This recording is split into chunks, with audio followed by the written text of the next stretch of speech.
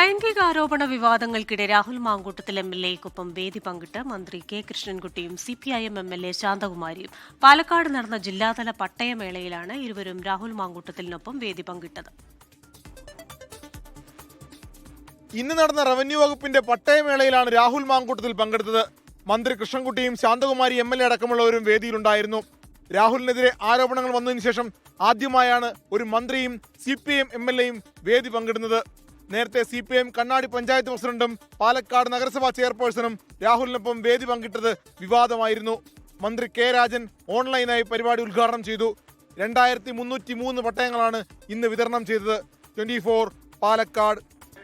ലോകത്തെവിടെയായാലും ഏത് സമയത്തും 24 വാർത്തകളും ഓഗ്മെന്റഡ് റിയാലിറ്റി പാക്കേജുകളും എക്സ്പ്ലെയിനറുകളും വിശദമായി കാണാൻ ഞങ്ങളുടെ യൂട്യൂബ് ചാനൽ നിങ്ങൾക്ക് സബ്സ്ക്രൈബ് ചെയ്യാം.